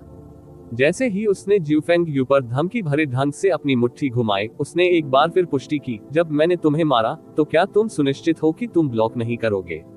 हम्फ। जिउ फेंग यू ने ठंडे स्वर में हंसते हुए कहा, क्या तुम बहरे हो? मैं पहले ही कह चुका हूँ कि मैं रुकावट नहीं डालूंगा। अगर मैं थोड़ा भी आगे बढ़ा तो इसे अपनी जीत समझो। ये तुम्हारे प्रति मेरी उदारता है, जो तुम जैसे बकवास को ऐसा मौका दे रहा हूँ। यदि तुम अब और मेरा समय बर्बाद करोगे तो मैं तुम्हें नीचे गिरा दूंगा। ठीक है। युन चे ने अपनी मुट्ठी ऊपर उठाते हुए सिर हिलाया। चूंकि यह मामला है, मैं हमला करने जा रहा हूँ। आपको इसे ठीक से प्राप्त करना होगा। जब उसने अपना अंतिम शब्द कहा, यू चे तेजी से आगे बढ़ा और एक मुक्का मारा, जो सीधे जिउ फेंग यू की छाती पर लगा। यू चे का मुक्का तेज नहीं था और उसके द्वारा छोड़ी गई गहन शक्ति वास्तव में केवल स्काई प्रोफाउंड दायरे के शिखर पर थी। हालांकि गहन ऊर्जा का उतार चढ़ाव मजबूत नहीं था और कोई भी बता सकता था कि युन चे ने मुक्का मारते समय अपनी पूरी ताकत का उपयोग नहीं किया था। हॉल में कई लोगों ने तिरस्कार की दृष्टि से देखा। उन्होंने सोचा, न तो हथियारों का उपयोग करना, न ही अपनी पूरी ताकत का उपयोग करना। ये नर्म दिखने वाला मुक्का कुछ ऐसा था जिसे मैं भी प्राप्त कर सकता था। जिउ फेंग यू की तो बात ही छोड़ दे। वास्तव में एक मूर्ख जो परिणामों से अनभिज्ञ था। जिउ फेंग यू ने यू चे की मुट्ठी को आते हुए देखकर ठहाका मारकर हंस दिया। हालांकि वह वास्तव में नहीं हिला, लेकिन इसका मतलब यह नहीं था कि वह जवाबी कार्रवाई नहीं करेगा। युन चे जैसे निम्न स्तर के व्यक्ति का सामना करते हुए उसने इसे कैसे देखा? उसे बस एक गहन ऊर्जा का उपयोग करने की आवश्यकता थी, जो कि यू चे की बाह को पंगु बनाने के लिए पर्याप्त होगी। जिउ फेंग यू की नजर से यू चे ने अनुमान लगाया कि वह क्या सोच रहा था और अपने दिल में ठंड से हंसा। अचानक उसने जो दाहिनी मुट्ठी घुमाई वह तेज होने लगी और जिउ फेंग यू की छाती पर लगी। मुक्का न तो कठोर और न ही कोमल लग रहा था और इससे उत्पन्न धमाके की ध्वनि न तो नर्म थी और न ही तेज, केवल थोड़ी असामान्य रूप से धीमी थी। जैसा कि सभी को उम्मीद थी, यू चे द्वारा मुक्का मारे जाने के बाद जिउ फेंग यू थोड़ा भी पीछे नहीं हटा, न ही उसका शरीर थोड़ा सा भी झुका। हॉल के भीतर हंसी की गड़गड़ाहट तुरंत गूंज उठी, लेकिन हंसी बहुत देर तक नहीं टिकी। ये शांत हो गया क्योंकि हर किसी को अचानक महसूस हुआ कि कुछ गड़बड़ है। युन चे द्वारा मुक्का मारे जाने के बाद जिउ फेंग यू वास्तव में थोड़ा भी पीछे नहीं हटा, न ही उसका शरीर हिल गया। यहाँ तक कि उसकी अभिव्यक्ति भी वैसी ही रही। जैसे ही यू चे ने इत्मीनान से अपनी मुट्ठी वापस खींची, जिउ फेंग यू की अभिव्यक्ति अभी भी नहीं बदली थी। उन्होंने कोई अपमान और मजाकिया शब्द नहीं बोले जो उन्हें बोलने चाहिए थे। युन चे पीछे हट गया और जिउ फेंग यू की ओर मुस्कुराते हुए देखा। क्या हुआ? ओह। अंत में जिउ फेंग यू कर्कश आवाज में कराह उठा। उसकी आंखें चौड़ी हो गईं और उसकी आंखों की पुतलियां अत्यधिक उभर आईं, लगभग उसकी आंखों से बाहर आ गईं। उसके बाद उसका शरीर धीरे धीरे मिट्टी के ढेर की तरह ढह गया और एक पल में वो फर्श पर अपने हाथों से अपनी छाती को पकड़कर पके हुए झींगे की तरह मुड़कर लेट गया। उसका पूरा शरीर कांपने लगा और ठंडा पसीना उसके माथे पर बारिश की तरह बहने लगा, जिसके बाद उसने सफेद झाग के साथ मिश्रित खून का एक बड़ा कौर उल्टी कर दिया। इसके बाद उसकी नाक, आंख और कान सभी से खून बहने लगा। क्या? हॉल में मौजूद सभी लोगों का मुंह सदमे से खुला रह गया। लगभग हर कोई स्तब्ध रह गया और कुछ कुलपति, ड्यूक और बुजुर्ग अचानक सदमे में आ गए। थोड़ी देर तक स्तब्ध रहने के बाद जिउ फेंग कुई तुरंत भयभीत हो गया और अपनी सीट से उठकर जिउ फेंग यू के पास जा गिरा। उन्होंने तुरंत उसे उठाया और अपनी गहन ऊर्जा से उसके शरीर का निरीक्षण किया। तुरंत उसका चेहरा काला पड़ गया और उसने यू चे को बुरी नजर से देखा। उनके निरीक्षण पर जिउ फेंग यू के सभी आंतरिक अंग विस्थापित हो गए थे और उनकी 10 से अधिक पसलियां विकृत हो गई थी। भले ही वे टूटे नहीं, लेकिन ये टूटने से कहीं ज्यादा डरावना था। ऐसा लग रहा था मानो उन्हें जबरदस्ती नया आकार दिया गया हो। उसके महत्वपूर्ण अंगों के अलावा उसकी छाती लगभग गू की एक बूंद में बदल गई थी और अनगिनत शिरोबिंदु नष्ट हो गए थे। उनकी चोटों को केवल बेहद गंभीर के रूप में वर्णित किया जा सकता है। जिउ फेंग कुई ने जो उम्मीद की थी उससे कहीं ज्यादा खराब। वह पहले ही 10 बार गिर चुका है। पैट्रियार्क जिउ फेंग, आप हार गए हैं। जिउ फेंग कुई के कातिलाना लुक का सामना करते हुए यू चे थोड़ा भी नहीं डरा, जैसा कि उसने शांति से कहा। युन चे ने वास्तव में अपने पिछले मुक्के में अपनी पूरी ताकत का उपयोग नहीं किया था। हालांकि इसमें अभी भी ताकत भरी हुई है, कम से कम कई हजार किलोग्राम का। यदि जिउ फेंग यू ने अपनी पूरी ताकत से अवरोध किया होता तो वह इसका विरोध करने में सक्षम हो सकता था। हालांकि युनचे का सामना करते हुए, जो केवल स्काई प्रोफाउंड दायरे में था, उसने अपनी ताकत का 1% भी इस्तेमाल करने की जहमत नहीं उठाई। हालांकि युनचे के मुके ने उससे पीछे हटने का कारण नहीं बनाया, लेकिन जब बेहद भयावह विनाशकारी शक्ति उसके शरीर के संपर्क में आई, तो यह ऊर्जा की अनगिनत धारियों में परिवर्तित हो गई, आसानी से उसकी सुरक्षात्मक गहरी ऊर्जा को चकनाचूर कर दिया और उसके पूरे शरीर में फैल गई, जिससे वह गंभीर रूप से घायल हो गया। क्या गलत है? क्या हुआ? जियो यून उपस्थित अधिकांश अन्य लोगों की तरह पूरी तरह से स्तब्ध था। उसने वास्तव में जियो फेंग यू को एक ही बार में अपंग कर दिया। युन किंगहोंग धीमी आवाज में बुदबुदाया। जैसे ही उसने और म्यू योरू ने एक दूसरे को देखा, वे एक दूसरे की आंखों में गहरा सदमा देख सकते थे। हॉल में हर कोई स्तब्ध था, सभी पितृपुरुष स्तब्ध थे और यहाँ तक कि ड्यूक हुआई का चेहरा भी काफी देर तक कठोर रहा। वह स्वाभाविक रूप से जानता था कि युचे ने 3 महीने पहले लेवल 1 ओवरलॉर्ड को हराया था। जब जियो फेंग यू अभद्र व्यवहार कर रहा था, तो उसने पहले ही भविष्यवाणी कर दी थी कि जियो फेंग यू को बहुत बड़ा नुकसान होगा, लेकिन उसने उसे सूचित नहीं किया क्योंकि वह देखना चाहता था कि क्या युचे, जो स्पष्ट रूप से स्काई प्रोफाउंड दायरे में था, वास्तव में उसके जैसी ताकत थी के बारे में सुना था। अंतिम परिणाम ये हुआ कि वह भी, जो अत्यंत षड्यंत्रकारी था, गहरे सदमे में चला गया। एक प्रहार, बस एक प्रहार, और उसने जियो फेंग यू को, जो कि तानाशाह गहन दायरे के चौथे स्तर पर था, जमीन पर गिरा दिया, गंभीर रूप से घायल हो गया और उसके सिर के सभी छिद्रों से खून बह रहा था। ड्यूक हुआई के साथ साथ उपस्थित सभी लोगों की नजर युनचे पर तुरंत ही बदल गई। अब तक बड़ी संख्या में लोग ऐसे थे जो कुछ उन्होंने देखा उस पर विश्वास नहीं करते थे। युनचे बोयो। जियो फेंग यू की चोटों की गंभीरता ने जियो फेंग कुई के दिमाग को तेज कर दिया और उसके भीतर का सारा गुस्सा उबलने लगा, क्योंकि उसने युनचे को बुरी नजर से देखा। तुम्हारी मेरे बच्चे के प्रति इतनी निर्दयी होने की हिम्मत कैसे हुई? इसलिए पैट्रियार्क जियो फेंग क्या चाहता है? जियो फेंग परिवार के मुखिया के रूप में जियो फेंग कुई ने निस्संदेह अपने क्रोध और गहन शक्ति से भारी दबाव डाला, लेकिन युनचे की नजर में यह महज गोश की तरह था।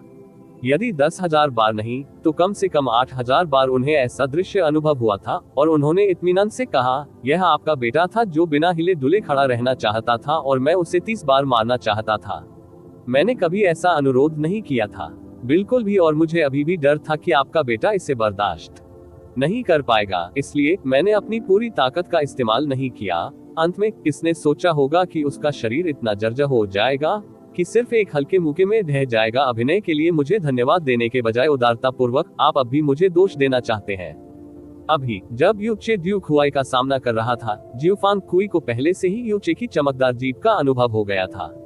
जब उन्होंने ड्यूक हुआई का सामना किया, तब भी उन्होंने अपना संयम नहीं खोया। अब तो छोड़िए, जब उन्होंने जियो फेंग कुई का सामना किया, जियो फेंग यू की चोटें गंभीर थी और ऐसी संभावना थी कि भविष्य में वह लकवाग्रस्त हो सकता है। अब जब उस बच्चे द्वारा भी उसे डांटा जा रहा था जिसने उसके बेटे को घायल कर दिया था, जियो फेंग कुई इतना क्रोधित था कि उसकी मांसपेशियां हिलने लगी। वह चिल्लाया, ये केवल एक प्रतिस्पर्धात्मक प्रतियोगिता थी, फिर भी तुमने इतना क्रूर व्यवहार किया। अगर मेरे बेटे को कुछ हुआ तो मैं तुम्हारी जान ले लूंगा।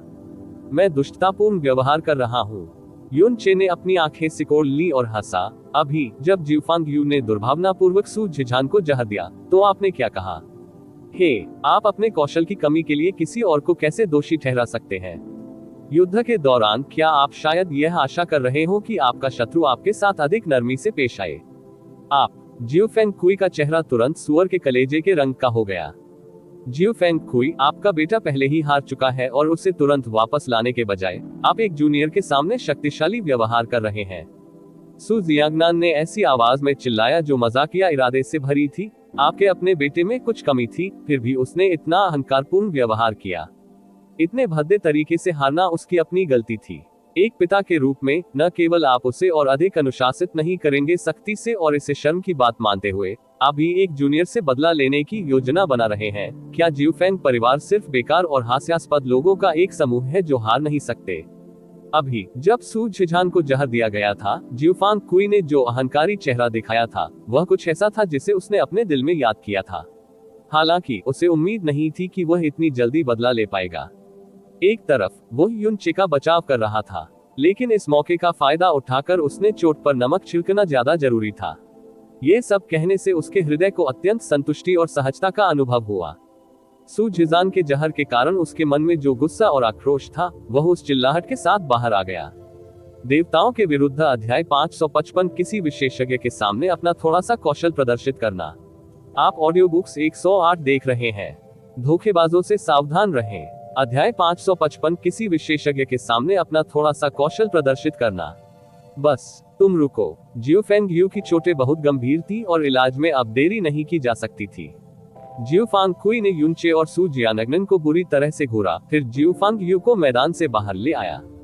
उसके दिल में उससे गहरा सदमा लगा कि यूचे एक ही वार में जियो फेंग यू को गंभीर रूप से घायल कर सकता है, और साथ ही वो पूरी तरह से जानता था कि यूचे ने जानबूझकर इतना भारी हमला किया था। यदि यह कोई अन्य अवसर होता तो वह अपनी स्थिति की परवाह नहीं करता और निश्चित रूप से यूचे को व्यक्तिगत रूप से पंगु बना देता।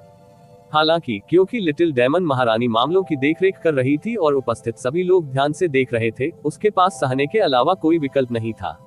पूरे हॉल में अभी भी एक अजीब सा माहौल था, क्योंकि हर कोई जो पहले यूचे का मजाक उड़ा रहा था, हंस रहा था, नीचे देख रहा था, उपहास कर रहा था और उपहास कर रहा था, अब उसे पूरी तरह से अलग नजरिए से देख रहा था। सू झिझान भी आश्चर्यचकित लग रहा था। इस सदमे के कारण वह अपनी चोटों के दर्द को भूल गया और चौंक कर बुदबुदाया, क्या हो रहा है? ऐसा लगता है जैसे हमने इस यूचे को पूरी तरह से कम करके आंका है।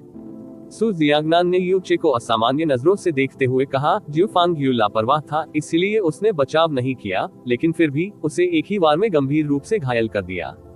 झिझान, उसकी ताकत शायद तुमसे कम नहीं है। सू झिझान, क्या वह अपनी गहन शक्ति के स्तर को छिपाने के लिए किसी खजाने का उपयोग कर सकता है? नहीं। सू जियांगनान ने आत्मविश्वास से अपना सिर हिलाया। जब आप अपनी गहन शक्ति का उपयोग नहीं कर रहे हैं, तो आप वास्तव में अपनी गहन ऊर्जा की आभा को छिपाने या दबाने के लिए खजाने पर भरोसा कर सकते हैं, लेकिन एक बार जब आप अपनी गहन ऊर्जा को छोड़ देते हैं, तो इसे छिपाने का कोई तरीका नहीं है। जियो फेंग यू पर किए गए हमले की गहन ऊर्जा आभा वास्तव में अभी भी स्काई प्रोफाउंड दायरे के शिखर पर थी। ये गलत नहीं हो सकता। वे सभी बुजुर्ग जो इस बात से हैरान थे कि युन किंगहोंग ने युनचे को भाग लेने के लिए क्यों भेजा था, अब स्तब्ध होकर घूर रहे थे। युवा पीढ़ी के सभी शिष्य भी स्तब्ध होकर घूरते रहे। आखिरकार उन्हें समझ में आने लगा था कि युन किंगहोंग ने यूचे को युन परिवार का प्रतिनिधित्व करने के लिए क्यों भेजा था। इस बच्चे की ताकत क्या है? हेलियन बा ने दांत पीसते हुए अपनी छाती को सहारा देते हुए कड़वाहट से कहा। वह मूल रूप से जियो फेंग यू को अपनी नफरत को कम करने के लिए सू झिझान को अपने जहर से प्रताड़ित करते देखना चाहता था, लेकिन युनचे द्वारा उसे दी गई एक रहस्यमय दवा से यह ठीक हो गया। इसके अलावा अपनी स्पष्ट रूप से बकवास ताकत के बावजूद उसने जियो फेंग यू को एक ही वार में हरा दिया। जियो फेंग यू बहुत लापरवाह था और उसने किसी भी गहरी ऊर्जा के साथ बचाव नहीं किया। शायद इसीलिए वह एक ही वार से इतनी बुरी तरह घायल हो गया। हालांकि इस बच्चे की ताकत थोड़ी असामान्य है। अगर जियो फेंग यू उसके खिलाफ गंभीरता से लड़ता, तो यह संभव नहीं है कि युनचे उसका मुकाबला कर पाता, हेलियन पेंग ने उदास नजर से कहा। इस ड्यूक ने सोचा था कि प्रतियोगिता समाप्त होने वाली है और उसने यह उम्मीद नहीं की थी कि आप वास्तव में जियो फेंग यू को हरा देंगे। इससे इस ड्यूक को सुखद आश्चर्य हुआ है। ड्यूक हुआई ने यूचे की ओर देखा और मुस्कुराते हुए कहा, आपकी गहन ताकत केवल स्काई प्रोफाउंड दायरे में है, लेकिन आपकी क्षमताएं मध्य चरण के अधिपति के बराबर हैं। स्तरों और ताकत के बीच ऐसी अविश्वसनीय छलांग अनसुनी है। इसमें कोई आश्चर्य की बात नहीं है कि यू परिवार के मुखिया ने आपको अपना गॉडसन बनाया है। सुखद आश्चर्य। युनचे हंसे। मुझे डर है, ये सुखद आश्चर्य जल्द ही आपके लिए डर में बदल सकता है। हा हा हा हा। ड्यूक हुआई ने दिल खोलकर हंसते हुए कहा, जो चीजें इस ड्यूक को डराने में सक्षम है वे इस दुनिया में मौजूद नहीं है। हे, यूचे होठों के कोने धीरे धीरे ऊपर की ओर झुके। ड्यूक हुआई, आपने जो कहा उसके बारे में बहुत निश्चित मत हो, क्योंकि जो चीजें आपको डरा देंगी वे अचानक सामने आ सकती हैं। अगर मैंने गलत तरीके से याद नहीं किया है, आपकी तरफ से 5 और लोग होने चाहिए जिन्होंने अभी तक लड़ाई नहीं की है। अगला कौन है? युनचे के चेहरे पर घमंडी शब्द स्पष्ट रूप से लिखा हुआ था। जिस लक्ष्य के प्रति वह घमंडी था वह कोई और नहीं बल्कि प्रतिष्ठित ड्यूक हुआई था। ड्यूक हुआई ने दिलचस्प ढंग से हंसते हुए कहा, ये ड्यूक समझता है कि कुछ प्रतिभा वाले युवा अक्सर घमंडी होते हैं। ऐसा लगता है कि जियो फेंग परिवार के युवा मास्टर को हराने से आपका आत्मविश्वास बढ़ गया है। क्या आप वास्तव में सोचते हैं कि यदि ऐसा नहीं होता क्योंकि जियो फेंग यू ने गहन ताकत में अंतर के कारण आपको कम आंका था, तो आप उसे इतनी आसानी से हरा पाएंगे? यूचे की अभिव्यक्ति नहीं बदली। यह अभी भी एक अभिव्यक्ति थी जो बहस करने के लिए बहुत आलसी थी। उसने सीधे पूर्वी विंग की सीटों की ओर देखा और लापरवाही से कहा, अगला कौन आ रहा है? यू चे के चिल्लाने के बाद पूर्वी विंग की सीटों से किसी ने भी प्रतिक्रिया नहीं दी। जियो डोंगलाई, चियांग यानवू, हुई ये, युआन क्यू, हुई रान, ये 5 पूर्वी विंग सीटों के पावरहाउस थे जिन्होंने अभी तक लड़ाई नहीं की थी, लेकिन वे आगे बढ़ते नहीं दिखे। विशेष रूप से हुई ये, युआन क्यू और हुई रैन, उन तीनों ने केवल उसे आलस्य से देखा, जाहिर तौर पर उसे नीची दृष्टि से देखा। इसके बावजूद कि उसने एक ही चाल में जियो फेंग यू को पंगु बना दिया था। युन चे हंसे, ड्यूक हुआई, ऐसा लगता है कि आपके पक्ष में केवल कायरों का एक समूह है। चूंकि यही मामला है तो अब आत्मसमर्पण क्यों न करें। हमारा यून परिवार उन कुछ kilogram purple when divine crystals में बहुत रुचि रखता है। एक बार जब युन चे समाप्त हो गया तो हॉल में मौजूद कई लोग जोर जोर से हंसने लगे। यहाँ तक कि एक मूर्ख भी स्पष्ट रूप से बता सकता है कि शेष 5 लोगों में से कोई भी यू चे से लड़ने को तैयार नहीं था। हुई ये, युआन क्यू और हुई रैन इल्यूसरी डायमंड 7 स्किन्स के शीर्ष 3 सदस्य थे जिन्होंने दुनिया को हिला दिया था। यदि संभव हो तो वे युन चे से नहीं लड़ना चाहेंगे। जहां तक जियो डोंगलाई और चियांग यानवू का सवाल है, भले ही उन्होंने युन चे को हरा दिया हो, स्काई प्रोफाउंड दायरे में किसी को हराना गर्व की बात नहीं थी, और अगर वे गतिरोध में प्रवेश करते या हार भी जाते तो वे बन जाते पूरे दानव इंपीरियल शहर का हंसी का पात्र। इस तथ्य के आधार पर कि उसने पहले एक चाल से जियो फेंग यू को पंगु बना दिया था, बाद वाला पूरी तरह से असंभव नहीं था। इल्यूसरी डायमंड 7 स्किन्स के शीर्ष 3 सदस्यों के उत्कृष्ट अस्तित्व सहित 5 पावरहाउस शेष थे, लेकिन पूर्वी विंग की सीटों के लिए केवल यू चे को छोड़ दिया गया था। फिर भी वह इतना अहंकारी था कि उसने दूसरे पक्ष से आत्मसमर्पण करने के लिए कहा। यहाँ तक कि एक सम्मानित बुजुर्ग भी इसे रोक नहीं सका और लगभग हंसने लगा। जियो परिवार की सीटों से कोई अचानक खड़ा हुआ, यू चे की ओर इशारा किया और हंसा। यू चे, क्या तुम्हें पता है कि तुम अभी कितने विदूषक हो? अरे क्या ऐसा इसलिए है क्योंकि आपने अभी अभी जियो फेंग यू को हराया है और अब आप अचानक सोचते हैं कि आप अजेय हैं और इतना ढीठ व्यवहार कर सकते हैं? ये बहुत हास्यास्पद है। क्या आप सचमुच सोचते हैं कि आपने जियो फेंग यू को अपनी क्षमताओं के कारण हराया है? जियो फेंग यू की हार कुछ ऐसी थी जिसे वह खुद चाह रहा था। यदि वह थोड़ा अधिक गंभीर होता तो कोई भी आकस्मिक हमला आपकी जान ले सकता था। मौलिक रूप से वह आपसे नहीं हारा, बल्कि स्वयं से हारा। जो व्यक्ति खड़ा हुआ वह जियो परिवार का युवा संरक्षक जियो डोंगलाई था। जब उन्होंने बोलना खत्म किया तो एक जोरदार झोंका उठा, हवा की आवाजें गूंज उठी और फिर एक आकृति अचानक चमकी जिसकी गति से यू चे के सामने प्रकट हुई, जिससे हॉल में कई लोग हौंफने लगे। जियो परिवार, जियो डोंगलाई। जियो डोंगलाई ने अपना हाथ बढ़ाया और उसके हाथ की हथेली में गहरे प्रकाश की एक सर्पिल गांठ दिखाई दी। यहाँ 12 लोगों में से मेरी ताकत शायद सबसे कमजोर है, लेकिन तुम्हारे जैसे हास्यास्पद जंगली बच्चे को हराने के लिए 2 अंगुलियां अधिक हैं, काफी से ज्यादा। यू चे ने उसकी ओर देखा और बेजान होकर कहा, कितना बकवास है। जियो डोंगलाई की आंखें सिकुड़ गईं और वह ठंडे स्वर में हंसा, आज्ञाकारी बनो और अपना हथियार निकालो, मैं इसे तुम्हारे सपनों के साथ चकनाचूर कर दूंगा। कोई जरूरत नहीं है। युन चे ने अपनी छाती के सामने अपनी बाहें मोड़ ली और तिरस्कार के साथ कहा, आप उस जियो फेंग यू से कमजोर दिखते हैं। चूंकि वह मेरे हथियार का उपयोग करने के लिए योग्य नहीं था, आपके लिए हे मेरे लिए इसकी आवश्यकता और भी कम है।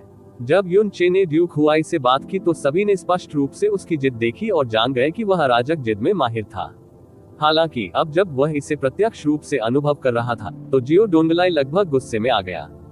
उसकी आवाज कांपने लगी, अच्छा, बहुत अच्छा, यही तो तुमने मांगा था। वाह। हॉल के हर कोने से तेज हवा की चीखें गूंज उठी क्योंकि अचानक एक तेज झोंका आया।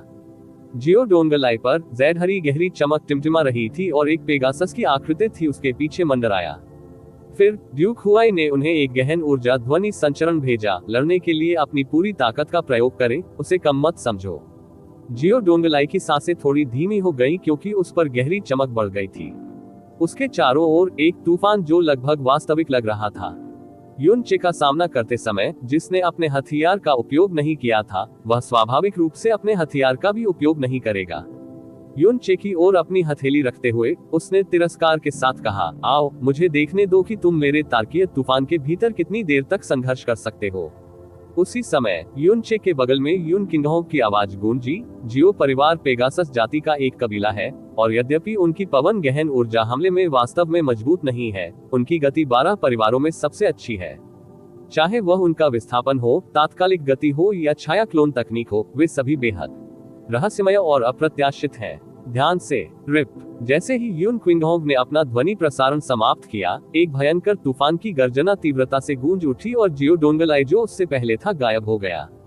उसकी जगह कम से कम 10 बात की छवियां आईं जो न तो वास्तविक और न ही नकली, फिर भी कुछ हद तक वास्तविक और नकली लग रही थी।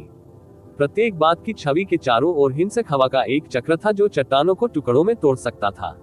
वाह, ये कैसी चाल है! ये जियो परिवार के तारकीय छाया क्लोन है। कुछ मायनों में जियो परिवार के गहन आंदोलन कौशल को दुनिया में सर्वश्रेष्ठ कहा जा सकता है।